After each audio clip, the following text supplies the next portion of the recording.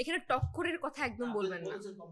না না, ওটা সুস্থ কম্পিটিশন বলেছি। এক টক্কর ভাইয়া, সাকিব ভাইয়া মানে ওনার সাথে কম্পেয়ার একদমই না, একদমই না, একদমই না। তার ছবি আসছে রেসপেক্টফুলি, আমরা সবাই মানে এই টগর টিমও কিন্তু আবার বরবাদ দেখতে যাব, এবং কোরবানি ঈদে টগর টিমই আবার তাণ্ডব দেখতে যাব, কারণ ওইখানে সাকিব ভাইয়া আছে নাম্বার ওয়ান।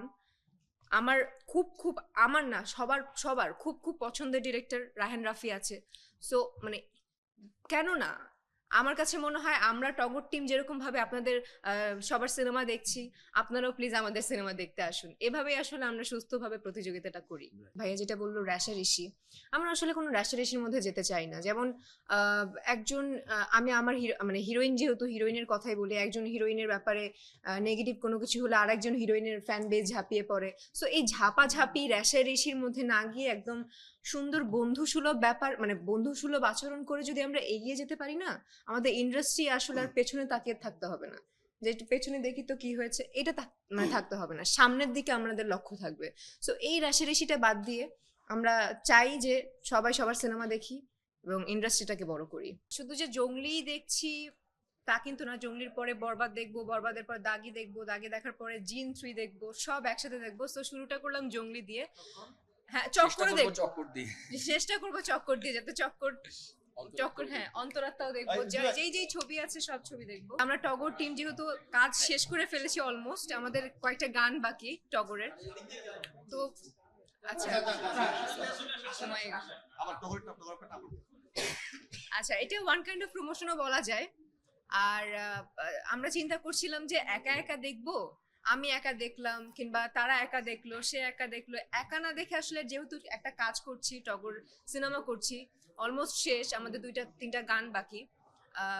সো টিম নিয়ে কেন নয়, এটা একটা প্রমোশনও হয়ে গেল, এবং আমার যে ফ্রেন্ড আছে সিয়াম আহমেদ, তার সিনেমাও দেখা হয়ে গেল। সো বেসিক্যালি আসলে টগরকে নিয়ে সিনেমা দেখা এবং সিয়ামের কারণে সিনেমা দেখা। না, টগর তো ঈদুল আজহায় আসার কথা। না না না না, এই ঈদে, এই রোজার ঈদে। ঈদে তো আপনার অনেক সহকর্মী সিনেমা মুক্তি পেয়েছে, আচ্ছা, আপনার কোনো সিনেমা মুক্তি পায়নি? আমার কোনো আক্ষেপ নেই ভাইয়া, আমার শুরুটাই হয়েছে ঈদ দিয়ে।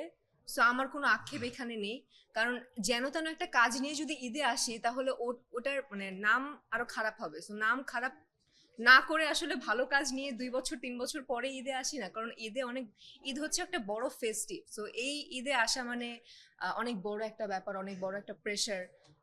সবাই আসলে ছুটি পায় 1-2-3 দিনের জন্য, ওই ছুটির মধ্যে ছবি দেখতে আসে। সো ভালো ছবি বানিয়ে ঈদে আসলে দিই। সো রোজার ঈদে আসেনি তো কি হয়েছে, কোরবানি ঈদে আসছে টগর। টগর সিনেমা কেন দেখতে আসবে? আমার কাছে মনে হয় যে এখন যারা সিনেমা বানাচ্ছে কিংবা এখন যারা যাদের মোটিভ হচ্ছে ঈদে সিনেমা রিলিজ দেওয়া, তারা কিন্তু মানে লম্বা রেসের ঘোড়া হিসেবেই আসে, যে আমি অনেক মানে অনেক বেশি, আমার আশেপাশে অনেক বেশি কম্পিটিশন থাকবে, সো আমার কম্পিটিশনে জিততেই হবে। হয়তোবা একে ফেলে দিয়ে আমি জিতবো, একে ফেলে দিয়ে আমি ফার্স্ট হবো, সেটা না, বাট আমরা যেন মানে কম্পিটিশনটা ভালো করে করতে পারি, একটা সুস্থ প্রতিযোগিতা হয়। সো সুস্থ প্রতিযোগিতার জন্য কি করতে হবে?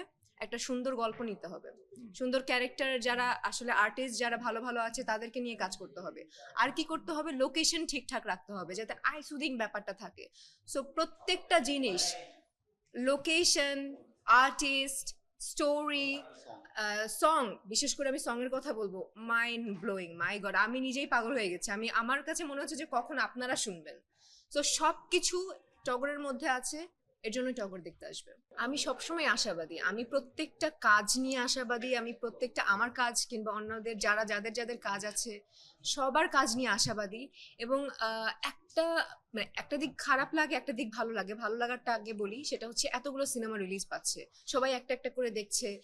ফেসবুক স্ক্রল করলে দেখি বরবাদের সুন্দর সুন্দর রিভিউ, জঙ্গলের সুন্দর রিভিউ, অন্তরাত্মার সুন্দর রিভিউ, জিন 3, চক্কর, দাগি, যেই সিনেমা আসে সবগুলো একদম সুন্দর সুন্দর রিভিউ। তখন না প্রাণটা আসলে জুড়িয়ে যায় যে না, আমাদের বাংলা চলচ্চিত্র এখন রমরমা অবস্থা। আর একটা খারাপ লাগার দিক হচ্ছে সিনেমা হল।